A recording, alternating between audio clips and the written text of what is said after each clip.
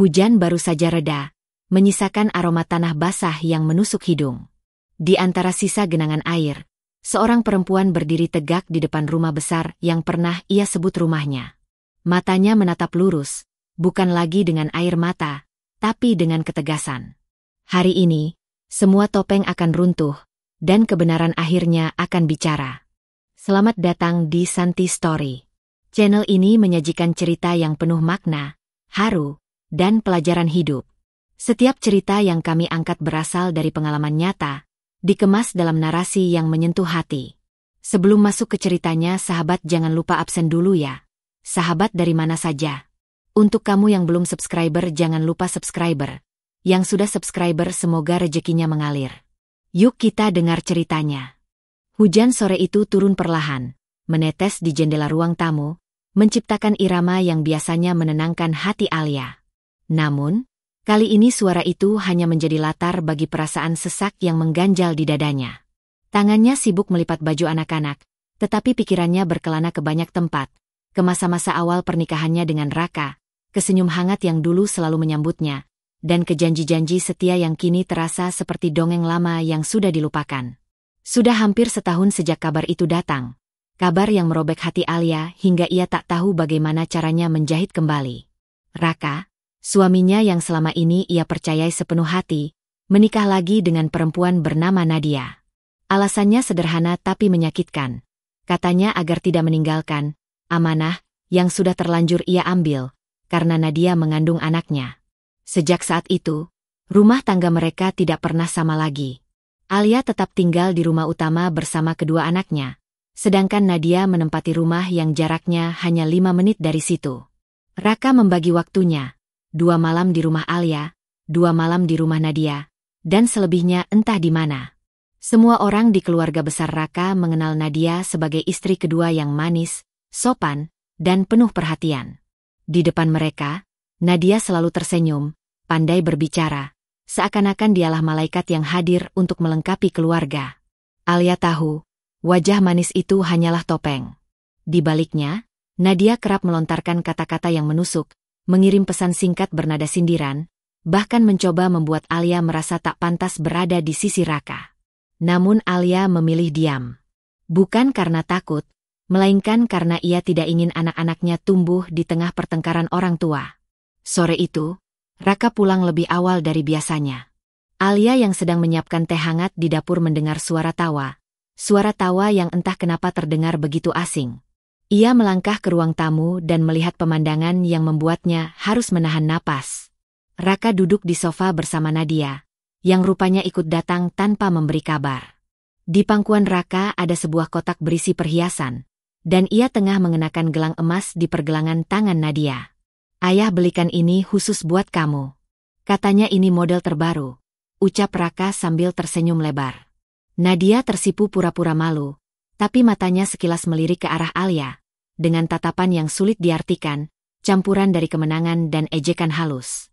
Alia berdiri mematung di dekat pintu, jemarinya menggenggam nampan teh yang hampir tumpah. Dalam sekejap, ia teringat ketika Raka memberikan hadiah serupa kepadanya, bertahun-tahun lalu. Bedanya, dulu hadiah itu dibungkus dengan pelukan hangat dan tatapan mata yang tulus. Sekarang, semua itu telah berpindah ke orang lain. Alia, sini. Duduk sama kita," kata Raka sambil melirik sekilas. Nadanya datar, seperti mengajak tetangga, bukan istrinya sendiri. Alia tersenyum tipis. "Tehnya saya taruh di meja." "Ya," jawabnya singkat. Ia meletakkan nampan di meja, lalu bergegas ke dapur sebelum matanya benar-benar tak mampu menahan air yang sudah menggenang. Di dalam dapur, Alia bersandar pada dinding, menarik napas panjang, mencoba mengusir perasaan yang menyesakan. Ia berbisik pada dirinya sendiri, "Aku harus kuat. Demi anak-anak." Tapi di lubuk hatinya, ia tahu luka itu semakin dalam. Luka yang tak hanya disebabkan oleh pengkhianatan, tapi juga oleh kenyataan bahwa orang yang dulu menjadi pelindungnya kini menjadi sumber rasa sakitnya. Di ruang tamu, tawa Raka dan Nadia masih terdengar. Setiap dentingnya seperti palu yang memukul-mukul hatinya. Alia menutup mata, mencoba membungkam suara itu dari telinganya, namun tidak bisa. Dan di saat itulah, untuk pertama kalinya, Ia mulai bertanya dalam hati. Sampai kapan ia sanggup menahan semuanya tanpa melawan? Suara hujan di luar semakin deras, seolah ikut merasakan kesedihan yang tak mampu ia ucapkan.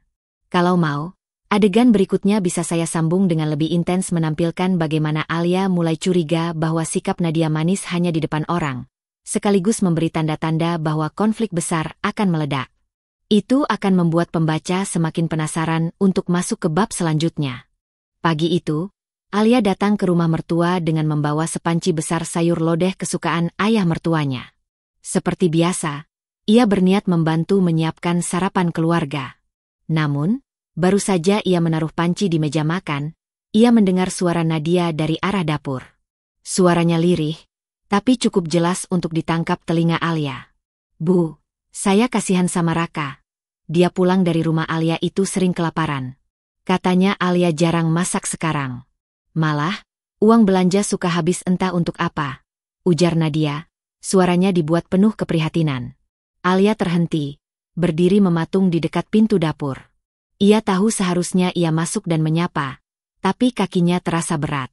Ibunya Raka terdengar menghela napas. Padahal dulu Alia rajin. "Kenapa jadi begitu, ya?" "Entahlah, Bu. Saya juga bingung. Saya cuma kasihan sama Raka. Dia kerja keras, tapi di rumah. Ya, mungkin Alia sudah nggak terlalu perhatian lagi," jawab Nadia, dengan nada seolah tulus prihatin. Alia menggigit bibirnya. Tangannya yang tadi memegang tas kini mengepal erat. Rasanya seperti ada duri yang menusuk hatinya. Apalagi mendengar ibunya Raka hanya mengangguk-angguk, seakan membenarkan. Beberapa menit kemudian, Alia memutuskan masuk dengan senyum dipaksakan. "Assalamualaikum, Bu. Saya bawa sayur lodeh, semoga cocok," katanya sambil meletakkan panci di meja. "Oh, iya, makasih," jawab ibu mertua singkat, matanya tak lagi sehangat dulu. Di sudut dapur, Nadia tersenyum tipis, tatapan matanya sekilas bertemu dengan Alia, tatapan yang bukan sekadar kebetulan. Ada kepuasan terselubung di sana, seolah ia baru saja memenangkan ronde pertama dari sebuah pertarungan yang Alia bahkan tidak pernah ingin memulai. Hari-hari berikutnya, fitnah Nadia semakin halus tapi konsisten. Ia mengatakan Alia jarang bersilaturahmi ke rumah mertua, padahal Alia selalu datang minimal seminggu sekali. Ia bercerita pada adik-adik Raka bahwa Alia sering memarahi anak-anaknya dengan kasar, padahal yang ia lihat hanyalah teguran ringan. Dan yang paling menyakitkan, Nadia membisikkan kepada mertua bahwa Alia mulai tidak hormat pada orang tua. Perubahan sikap keluarga Raka terasa begitu jelas. Tatapan penuh kehangatan kini berganti dengan pandangan menilai. Senyum mereka masih ada, tapi hambar, seperti sekadar formalitas. Alia mencoba menenangkan diri. Ia berkata pada hatinya, "Jangan dibalas. Kalau aku bicara, aku yang akan terlihat buruk." Namun, setiap kali ia mendengar kabar baru tentang ucapannya Nadia, rasa sesak di dadanya semakin menguat. Malam itu, Alia duduk sendirian di kamar, memandangi album foto pernikahannya. Senyum di wajah Raka di foto itu seolah menatapnya dengan penuh janji yang kini terasa kosong. Ia ingin sekali menceritakan semuanya pada Raka, tapi entah kenapa, ada perasaan takut suaminya akan lebih mempercayai kata-kata Nadia daripada dirinya. Ia menutup album itu perlahan, menghela napas panjang. Dalam hati, ia tahu bahwa diamnya kali ini bukan karena lemah, tapi karena masih berharap badai itu akan reda sendiri. Yang ia tidak tahu, badai itu justru baru mulai bertiup, dan Nadia sedang meniupkan anginnya dengan penuh perhitungan. Kalau mau, bagian selanjutnya bisa saya lanjutkan ke fase di mana Alia mulai menyadari kalau diam terlalu lama justru membuat posisinya semakin terpojok, sehingga pembaca akan mulai merasa tegang menunggu ledakan konfliknya. Hampir 2 minggu belakangan, Raka pulang larut malam atau bahkan tidak pulang sama sekali. Jika pulang, ia hanya sempat menanyakan kabar anak-anak lalu masuk ke kamar tanpa banyak bicara. Dulu, setiap kali pulang kerja, ia akan mencium kening Alia, bercerita tentang pekerjaannya, dan menanyakan masakan apa yang dimasak hari itu. Sekarang, kehangatan itu menguap, digantikan oleh dingin yang menusuk. Suatu malam, Alia duduk di meja makan sambil menunggu Raka. Jam sudah menunjukkan pukul 11 lewat. Meja sudah tertata rapi, Lauk masih hangat karena ia beberapa kali memanaskannya. Ketika akhirnya pintu depan terbuka, yang masuk hanyalah sosok Raka dengan wajah lelah dan tanpa senyum. "Kamu belum tidur?" tanyanya singkat sambil melepas sepatu. "Aku tunggu kamu makan."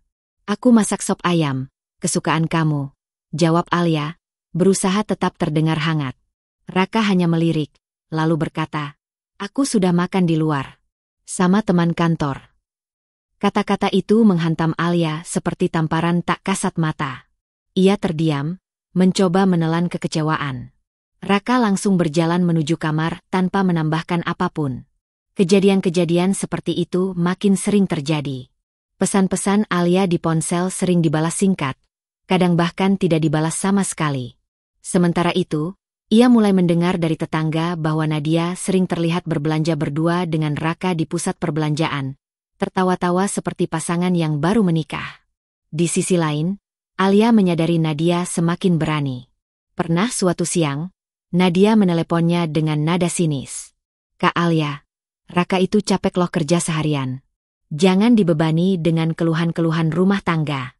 Cobalah jadi istri yang lebih pengertian," katanya, seolah-olah ia lebih tahu cara menjadi istri yang baik. Alia tidak membalas. Ia hanya menekan tombol rekam di ponselnya secara diam-diam. Entah mengapa, nalurinya mengatakan kata-kata ini suatu hari akan berguna. Sejak hari itu, setiap kali ada percakapan aneh, pesan singkat bernada sindiran, atau bukti yang menunjukkan hubungan Raka dan Nadia melebihi batas wajar, Alia menyimpannya. Folder khusus di ponselnya ia beri nama, "Catatan Hati." Nama yang bagi orang lain terdengar manis, tapi bagi Alia adalah kumpulan luka dan pengkhianatan. Malam-malamnya kini dihabiskan bukan hanya untuk menangis, tapi juga untuk menyusun potongan-potongan kejadian yang terasa janggal. Mengapa Raka sering menghilang di akhir pekan? Mengapa ada barang-barang baru di rumah Nadia yang harganya setara gajinya berbulan-bulan? Mengapa setiap kali ia mencoba membicarakan sesuatu, Raka malah memutar balik seolah-olah dirinya yang salah? Perlahan, Alia mulai curiga ini bukan sekadar masalah hati. Ada sesuatu yang lebih besar, seperti rencana terencana untuk menyingkirkannya. Dan yang membuatnya semakin yakin adalah ketika suatu malam ia tak sengaja mendengar Raka berbicara di telepon dengan suara pelan. "Kita sabar aja dulu, tunggu waktu yang tepat. Semua harus berjalan mulus," kata Raka di ujung lorong, tidak sadar Alia mendengarnya. Alia kembali ke kamar dengan langkah pelan, dadanya bergemuruh. Ia tahu, badai yang lebih besar sedang menunggu di depan. Dan kali ini, ia tak akan hanya berdiam diri menunggu dihantam. Kalau mau, saya bisa lanjutkan ke bagian berikutnya di mana Alia mulai menemukan celah untuk membongkar rencana itu, sehingga tensi ceritanya makin naik dan pembaca merasa ingin segera tahu ledakan konflik berikutnya. Siang itu, ponsel Alia bergetar. Nama Nadia muncul di layar. Butuh beberapa detik sebelum Alia memutuskan untuk mengangkatnya. "Halo, Kak Alia." Suara Nadia terdengar lembut, nyaris seperti lagu pengantar tidur. "Minggu depan keluarga besar mau kumpul di rumah Mama. Arisan sekalian syukuran kecil. Kakak datang ya. Mama pasti senang kalau semua lengkap." Nada suaranya terdengar manis, tapi bagi Alia, ada rasa getir yang sulit dijelaskan. Kata-kata itu seolah dibalut gula, namun meninggalkan rasa pahit di ujung lidah. Ia ingin menolak, tapi ia tahu jika tidak hadir, akan ada cerita baru yang akan disebar, cerita yang pasti tak menguntungkannya. "Tentu, aku datang," jawab Alia singkat. Ia bisa mendengar senyum puas di balik jawaban Nadia. Malam sebelum acara, Alia duduk di kamar sambil menatap gaun sederhana berwarna biru muda yang sudah ia siapkan. Hatinya berat. Entah mengapa, firasatnya mengatakan ada sesuatu yang akan terjadi besok. Tapi ia mencoba meyakinkan diri, "Aku hanya akan datang, duduk manis, dan pulang. Tidak akan ada masalah." Hari yang dinanti tiba. Udara siang terasa panas, namun tangan Alia terasa dingin. Ia datang bersama kedua anaknya, membawa sepiring besar kue lapis legit kesukaan ayah mertuanya. Begitu masuk halaman rumah mertua, ia melihat banyak mobil terparkir. Keluarga besar sudah berkumpul. Suara tawa dan obrolan bercampur menjadi satu. Nadia berdiri di teras, menyambut setiap tamu dengan senyum yang sempurna. Ketika melihat Alia, Ia melangkah cepat dan memeluknya singkat. Wah, kakak cantik sekali hari ini. Cocok banget warna biru itu di kakak, ucapnya sambil menatap dari ujung rambut hingga ujung kaki. Bagi yang melihat, itu mungkin pujian tulus. Tapi di telinga Alia, ada nada menilai yang membuatnya tak nyaman. Di dalam rumah, semua orang tampak akrab. Alia mencoba membaur, menyapa satu persatu. Namun ia merasakan pandangan mata yang berbeda. Beberapa memandang hangat, tapi sebagian lainnya seolah mengamati, menunggu sesuatu. Saat duduk di meja makan, Alia melihat Nadia mondar-mandir, seperti mengatur sesuatu. Sesekali mereka bertemu pandang, dan Nadia selalu membalas dengan senyum tipis. Raka sendiri belum terlihat. Raka sebentar lagi datang, kata salah satu sepupu. Katanya mau bawa sesuatu. Alia mengangguk pelan. Dalam hati, kegelisahan itu makin menjadi.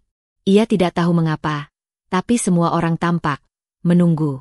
Beberapa kali, ia menangkap bisikan-bisikan kecil di sudut ruangan. Tatapan yang diarahkan padanya cepat-cepat dialihkan saat ia menoleh.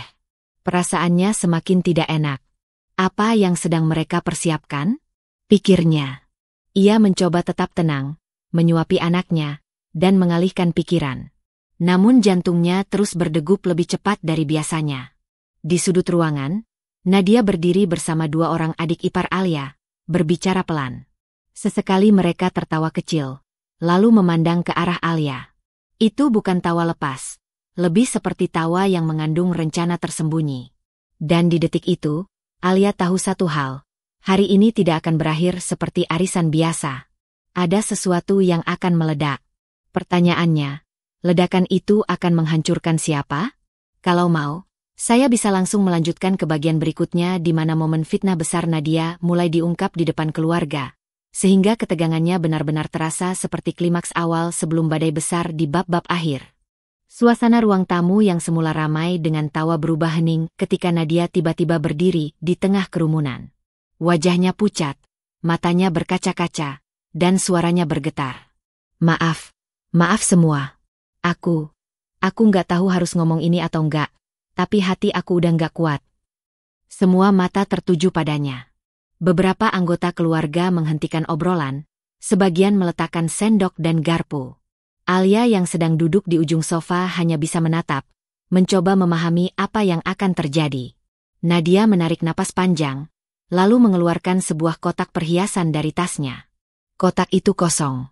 Kalung emas warisan mama, hilang. Aku cari di rumah, di mobil, di semua tempat, dan suaranya tersendat. Ia menunduk, lalu menyeka matanya dengan tisu. Aku nemu kotaknya di tas Kak Alia. Desahan kaget terdengar dari berbagai arah. Tatapan yang tadinya hangat kini berubah menjadi pandangan terkejut. Bahkan ada yang langsung menatap Alia seakan sudah memutuskan siapa yang bersalah. Alia membeku. Apa maksud kamu, Nat? Kotak itu. Aku nggak mau nuduh, Kak. Tapi, tolong jelasin. Kenapa kotak itu ada di tas kakak? Potong Nadia cepat. Suaranya terdengar seperti orang yang mencoba menahan tangis. Aku cuma takut kalung itu udah dijual buat hal-hal yang nggak seharusnya. Bisik-bisik mulai terdengar. Masa sih? Nggak nyangka, kok bisa? Alia bangkit dari tempat duduknya, mencoba mengendalikan suara agar tetap tenang. Aku bahkan nggak tahu kotak itu ada di tasku. Aku nggak pernah. Tapi buktinya ada. Salah satu adik ipar bersuara. Nat kan nemu sendiri. Semua orang menoleh ke Raka, berharap ia memberi penjelasan atau setidaknya menenangkan keadaan.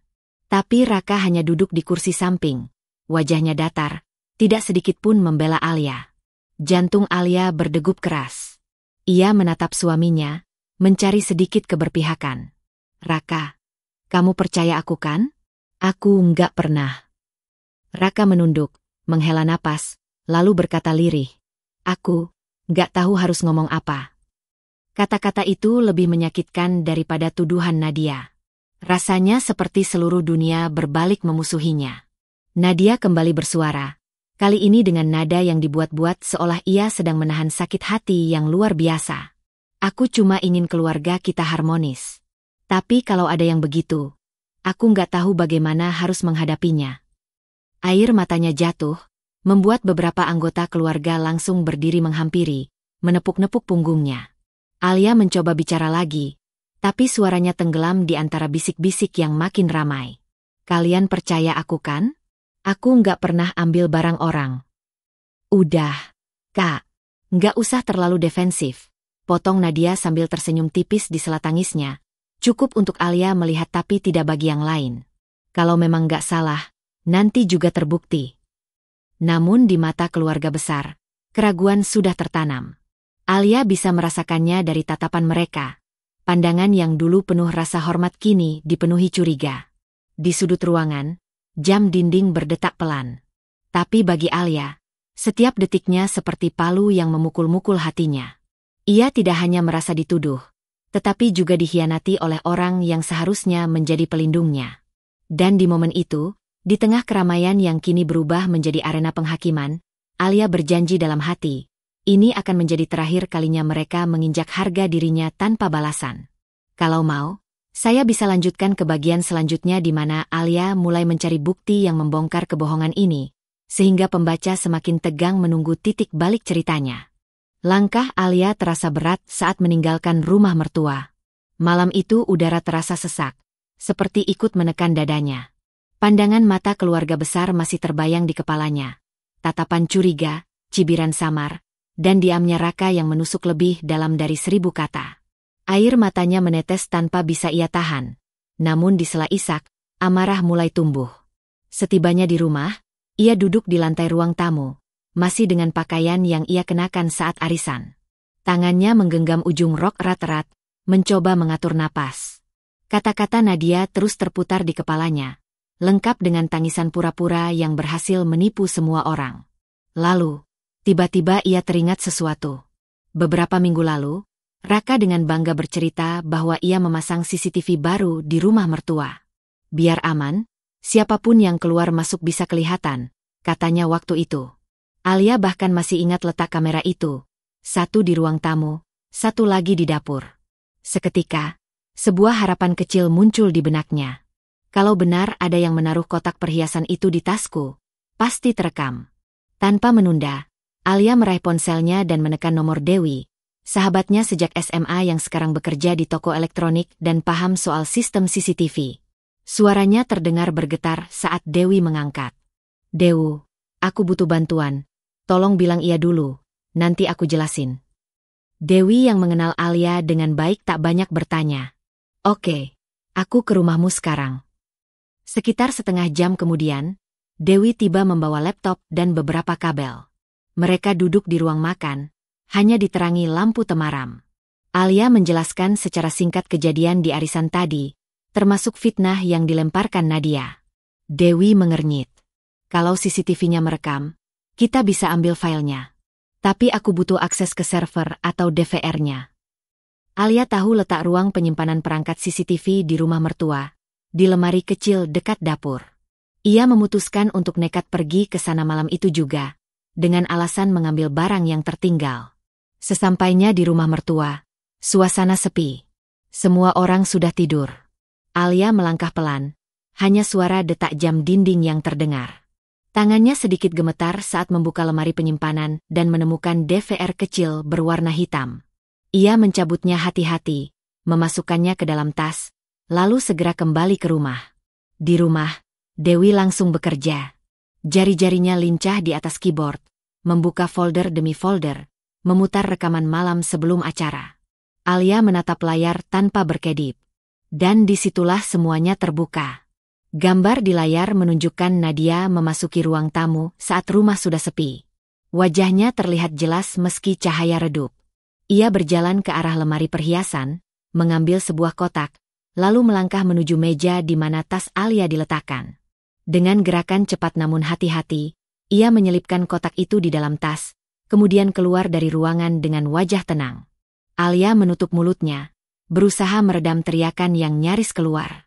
Air matanya mengalir. Kali ini bukan hanya karena sedih, tapi juga karena lega. Lega bahwa kebenaran ada, terekam jelas tanpa bisa dibantah. Dewi menatapnya penuh simpati. Alia, ini bukti yang gak bisa dibantah siapapun. Dia menjebak kamu. Alia mengangguk pelan, matanya penuh tekad. Kalau dia pikir aku akan diam, dia salah besar. Aku akan pastikan semua orang tahu siapa dia sebenarnya. Malam itu, untuk pertama kalinya sejak badai itu datang, Alia tidur dengan perasaan berbeda. Bukan karena luka itu hilang, tapi karena ia tahu ia punya senjata untuk melawan. Dan senjata itu adalah kebenaran yang terekam tanpa bisa disangkal. Kalau kamu mau, selanjutnya bisa langsung saya buat momen Alia menyusun rencana balas dendam yang elegan dan mematikan di bab berikutnya, supaya pembaca merasakan ketegangan sebelum momen pengungkapan besar. Pagi itu, cahaya matahari menembus tirai tipis kamar Alia, namun hatinya masih diliputi sisa gelap dari malam sebelumnya. Tangannya menggenggam erat sebuah flash disk kecil berwarna hitam, kunci dari seluruh penderitaannya beberapa hari terakhir. Semalam, Dewi membantunya menyalin rekaman CCTV itu, membuat beberapa salinan di flash disk dan hard disk eksternal. Bahkan, Alia meminta Dewi mengunggahnya ke penyimpanan cloud dengan password yang hanya mereka berdua tahu. Ia tak mau mengambil risiko. Bukti ini terlalu berharga untuk sampai hilang. Sambil menatap benda mungil di tangannya, Alia menarik napas panjang. Kamu ini seperti pisau, bisiknya pelan. Tajam dan mematikan. Tapi aku harus tahu kapan dan di mana menghunusnya. Di cermin, ia melihat wajahnya sendiri. Mata sembab, bibir pucat, rambut kusut. Ia sadar, untuk membalas, ia harus menyiapkan bukan hanya bukti, tapi juga dirinya. Ia tak boleh terlihat seperti wanita yang kalah. Ia harus tampak tenang, anggun, dan penuh percaya diri. Nadia harus percaya bahwa Alia sudah pasrah, agar tidak curiga sedikitpun. Beberapa hari ke depan, Alia mulai mengubah sikap. Saat bertemu keluarga mertua, ia tersenyum tipis, berbicara seperlunya, dan tidak menyinggung kejadian di arisan. Bahkan, ia sempat mengirimkan kue ke rumah mertua dengan alasan, minta maaf kalau ada salah kata kemarin. Semua itu dilakukan dengan perhitungan matang, umpan manis untuk membuat Nadia lengah. Di dalam hatinya, Alia merangkai rencana seperti menyusun puzzle. Ia membayangkan momen ketika semua mata akan tertuju pada layar, menyaksikan kebenaran yang tak terbantahkan. Ia ingin memastikan tidak hanya Nadia yang merasakan malu, tapi juga semua orang yang sempat memandangnya hina. Malam-malamnya dihabiskan dengan memutar ulang rekaman itu, memastikan setiap detik terlihat jelas. Ia bahkan meminta Dewi mengeditnya sedikit, memperbesar bagian wajah Nadia dan menambahkan penanda waktu agar tidak ada yang bisa berkata rekaman itu palsu. Di sela pekerjaannya, monolog batin Alia terus bergaung. Kau pikir aku hanya akan menangis di pojok dan membiarkanmu menang? Tidak, Nadia. Aku akan membuatmu merasakan malu yang jauh lebih dalam dari apa yang kau berikan padaku. Malu yang akan menempel di kulitmu, di bisik-bisik tetangga, di tatapan keluarga, bahkan di cermin yang kau lihat setiap pagi. Hari demi hari, Alia menunggu momen yang tepat. Ia tahu keluarga besar Raka akan mengadakan acara kumpul kembali bulan depan untuk membahas pernikahan sepupu Raka. Semua akan hadir, tempat yang sempurna untuk menayangkan kebenaran. Dan di antara persiapan itu, ia mulai memperbaiki dirinya, memotong rambutnya sedikit, merapikan penampilan, membeli gaun sederhana namun elegan. Ia ingin berdiri di hari itu sebagai sosok yang kuat, cantik, dan tak tergoyahkan. Dewi, yang selalu ada di sisinya, sempat bertanya, Alia, kamu yakin mau lakukan ini di depan semua orang? Alia menatapnya mantap. Kalau aku tidak melakukannya, mereka akan pikir aku bersalah selamanya. Aku tidak mau anakku tumbuh mendengar ibunya disebut pencuri. Dan saat malam itu tiba nanti, Nadia akan belajar bahwa Alia yang tenang bukan berarti Alia yang kalah, tapi Alia yang sedang mengatur langkah terakhir sebelum menjatuhkan lawan. Kalau kamu mau, selanjutnya aku bisa buat adegan hari acara keluarga itu jadi momen puncak yang penuh ketegangan, sampai pembaca merasakan detik-detik sebelum rekaman diputar. Ruang tamu rumah mertua sore itu terasa penuh sesak. Semua anggota keluarga besar sudah berkumpul. Suara riuh obrolan bercampur aroma masakan dari dapur. Lampu gantung berkilau di atas kepala, memberi kesan hangat, meski hati Alia justru terasa dingin seperti es. Ia duduk di kursi panjang, diapit beberapa sepupu Raka, sementara di seberang sana, Nadia berdiri anggun dengan senyum penuh kemenangan. Raka duduk tak jauh darinya, terlihat canggung tapi tetap diam. Mertua Alia, Bu Ratna, memimpin acara, berbasa-basi soal kebersamaan keluarga dan rencana pernikahan sepupu mereka bulan depan. Alia sudah menghitung setiap detik. Saat gelas-gelas teh manis mulai disajikan dan semua orang tampak rileks, ia berdiri perlahan. Langkahnya tenang, tapi di dalam, jantungnya berdetak cepat. Semua mata mulai mengarah padanya. "Maaf." Suaranya terdengar lembut, hampir bergetar. "Aku ingin bicara sebentar." Beberapa orang mulai saling berbisik. Raka menatapnya, tampak sedikit khawatir. Nadia melipat tangan di depan dada, jelas ingin tahu kemana arah pembicaraan ini. Alia menarik napas panjang. "Selama ini, mungkin aku sudah banyak salah. Mungkin aku juga tidak bisa menjadi menantu atau istri yang sempurna. Kalau ada kata-kata atau sikapku yang melukai, aku tulus meminta maaf." Beberapa orang mengangguk pelan. Suasana mulai melunak. Nadia tersenyum tipis, mungkin mengira Alia benar-benar menyerah. Tapi kemudian, Alia menatap lurus ke arah semua orang. Matanya berkilat. "Namun sebelum aku pergi selamanya dari keluarga ini, izinkan aku menunjukkan satu hal. Sesuatu yang selama ini kalian tidak ketahui." Ia mengangkat remote TV, menyalakan layar besar di ruang tamu, lalu menancapkan flash disk ke port USB di bawahnya. Seketika suasana berubah hening. Semua orang menatap layar yang gelap, menunggu. Beberapa detik kemudian, rekaman CCTV mulai berjalan. Gambar ruang tamu rumah ini muncul. Tanggal dan jam tertera jelas di sudut layar. Suara gemerisik pakaian terdengar samar. Lalu, semua orang melihatnya. Nadia, dengan wajah sinis, menarik rambut Alia dari belakang, mendorongnya hingga hampir terjatuh. Suara cacian terdengar jelas.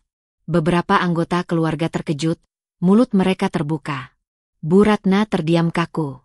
Raka menatap layar tanpa berkedip, wajahnya pucat. Di rekaman itu, terlihat jelas Alia tidak melawan, hanya menahan diri dan berusaha melepaskan diri. Nadia, sebaliknya, tampak begitu garang, sementara beberapa orang di sekitar hanya menonton tanpa membantu. Begitu rekaman berakhir, suasana membeku. Tidak ada yang bicara. Hanya suara napas yang terdengar. Alia memandang semua orang satu persatu. Itu yang sebenarnya terjadi. Selama ini, aku diam, bukan karena aku bersalah, tapi karena aku menghormati keluarga ini. Namun, kalian memilih percaya pada kebohongan. Ia menatap langsung ke arah Nadia. "Aku tidak butuh pengakuan darimu. Malammu akan menjadi milikmu sendiri, bersama rasa malu yang tidak akan pernah hilang." Nadia membeku, wajahnya merah padam. Beberapa orang mulai berbisik keras, sebagian memandangnya dengan tatapan tajam. Raka masih terdiam, tapi jemarinya meremas lututnya sendiri. Alia lalu menatap Bu Ratna, suaranya tegas namun tetap sopan. "Terima kasih sudah menerima aku selama ini. Sampai di sini saja. Mulai hari ini, aku akan pergi, membawa harga diriku." Ia mengambil tasnya, berdiri tegak, dan melangkah keluar. Tidak ada yang mencoba menghentikannya.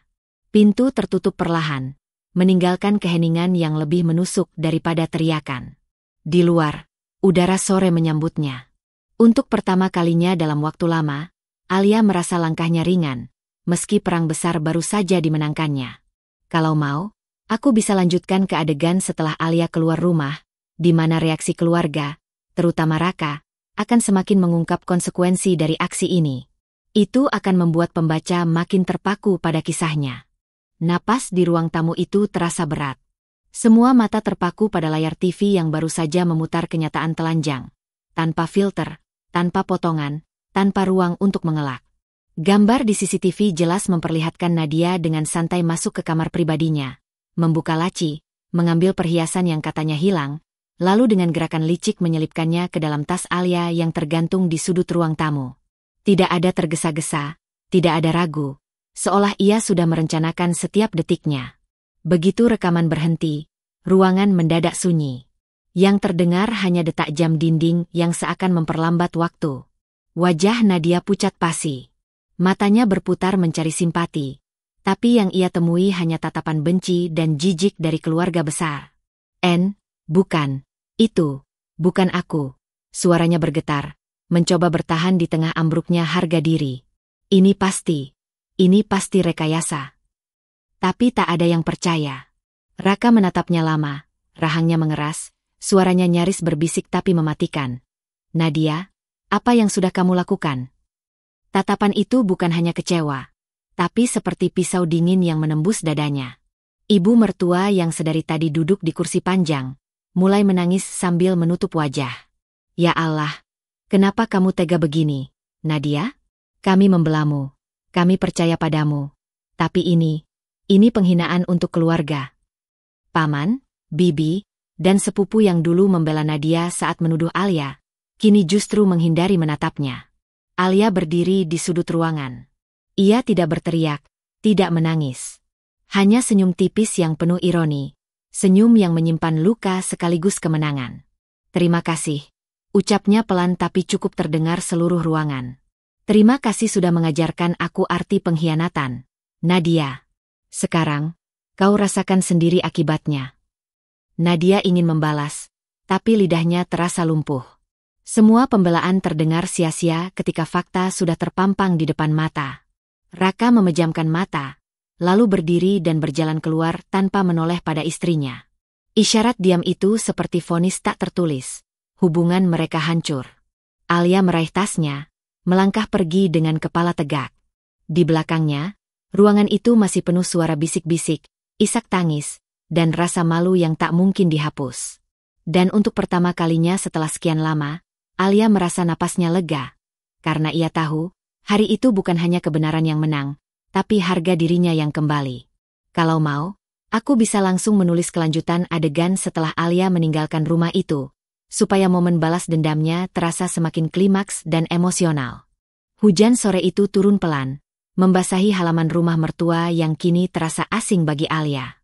Udara dingin menyusup ke sela-sela pakaian, tapi hatinya jauh lebih dingin dari cuaca. Raka berdiri di ambang pintu, wajahnya pucat, matanya memerah. Bukan karena marah, tapi karena penyesalan yang datang terlambat. Alia, panggilnya lirih, suaranya nyaris pecah. Maafkan aku salah. Aku terlalu mudah percaya pada orang lain. Aku gagal melindungimu. Tangannya berusaha meraih jemari Alia, tapi perempuan itu menahan diri, hanya menatapnya dalam diam. Kalau kamu mau, kita mulai lagi dari awal, lanjut Raka, suaranya penuh harap. Aku janji, aku nggak akan biarkan hal seperti ini terjadi lagi. Aku cuma minta satu kesempatan. Alia menghela napas panjang. Dalam pikirannya, kenangan demi kenangan berputar. Rasa sakit ketika difitnah, air mata yang jatuh di tengah malam, rasa terhina saat tidak ada satupun yang membelanya. Kamu minta aku mulai lagi? Tanyanya pelan. Raka, awal yang kamu maksud itu udah nggak ada. Semua yang aku percaya, udah kamu hancurin sendiri. Dan aku nggak mau mengulang luka yang sama. Raka menunduk, tahu bahwa jawabannya sudah pasti. Tak ada yang bisa ia lakukan untuk mengembalikan perempuan yang dulu setia menunggunya di rumah. Dari dalam rumah, terdengar suara isak tangis. Nadia duduk di lantai dengan wajah berantakan, rambut acak-acakan, matanya sembab. Beberapa koper tergeletak di sampingnya. Ibu mertua, dengan mata bengkak karena marah dan kecewa, berdiri di belakangnya. Kamu keluar dari rumah ini sekarang, Nadia, ucap sang ibu mertua dingin. Kamu bukan bagian dari keluarga ini lagi. Nama kamu sudah nggak pantas disebut di sini. Tak ada lagi pembelaan. Tak ada lagi topeng. Nadia hanya terdiam, menunduk, dan menggigit bibirnya sampai nyaris berdarah. Semua mata yang dulu memujanya, kini memandangnya dengan jijik.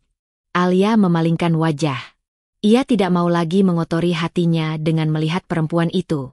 Ia melangkah menuju mobil, diikuti kedua anaknya yang sudah menggenggam tangannya erat. Langkahnya mantap, bukan karena ia tak merasa sedih, tapi karena ia tahu, inilah jalannya menuju kebebasan. Saat mesin mobil menyala, Raka mengetuk kaca jendela. Tatapannya penuh putus asa. Alia, tolong, pikirkan lagi.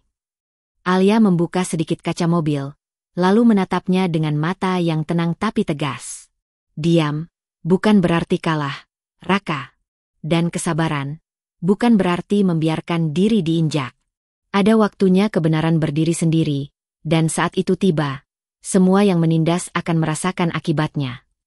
Ia menutup kaca, lalu mobil itu melaju meninggalkan halaman rumah yang selama ini menjadi saksi pahitnya hidupnya. Hujan semakin deras, seakan ikut mencuci bersih semua luka yang pernah ia tanggung.